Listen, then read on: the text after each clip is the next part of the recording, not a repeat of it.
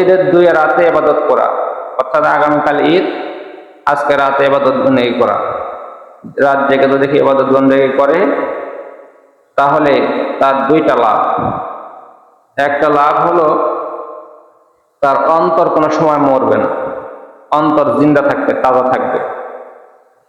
আর দ্বিতীয় নম্বরের লাভ হলো হাসরের ময়দানে আল্লাহ তাকে ক্ষমা করে দেবে। সুবহানাল্লাহ। হাসরের ময়দানে যদি ক্ষমা করা হয় তাহলে আর কিছু লাগে? তাহলে আমল কি ছোট না বড়? একটা রাতে শুধু ইবাদত বন্দেগী করা সওয়াব কি কম না বেশি?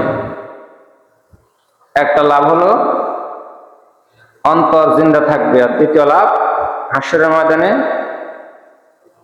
আল্লাহ ক্ষমা করে দিবে বা সহজ করে দিবে।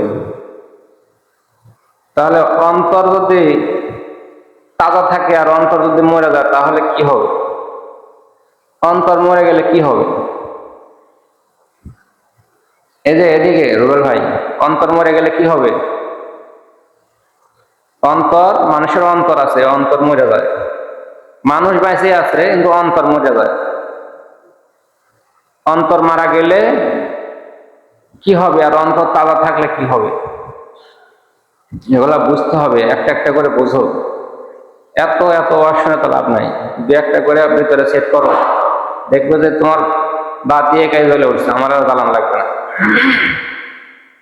অন্তর যদি তাজা থাকে তাহলে ইবাদত বন্দেগী করতে স্বাদ লাগবে, ভাল লাগবে, ইসলামিক বিষয়াদিগুলো ভালো লাগবে, শরীয়তের দিনের কাজগুলো ভাল লাগবে, করে মজা পাবে। দিনের কাজ যদি করে মজা না পাও, আমি তোমাকে কয়বার বুঝায় করাবো? তোমার যদি মজা লাগে, আমি তোমাকে না বোঝালেও তুমি কিন্তু চলে আসবে। আমি এটি না থাকলেও আর এক হুজুর থাকলেও তুমি চলে আসবে, আমার সাথে তোমার কোনো সম্পর্ক থাকবে না। অন্তর যদি তাজা থাকে ইবাদত বন্দেগী করতে কি হয়? মজা লাগে, স্বাদ লাগে। আর অন্তর যদি মরে যায় তাহলে তার এইগুলো শেষ, ওইগুলো শেষ। অন্তর মরা মানুষ সে ইবাদত বন্দেগীর প্রতি কোনো আকর্ষণ থাকবে না। অন্তর মরা মানুষের ভালো কথা ভালো লাগবে না, ভালো কাজ করতে ইচ্ছা হবে না। অন্তর মরা মানুষ মনে হয় আপনাদের গ্রামে নাই, আমাদের গ্রামে আছে, আপনাদের গ্রামে নাই।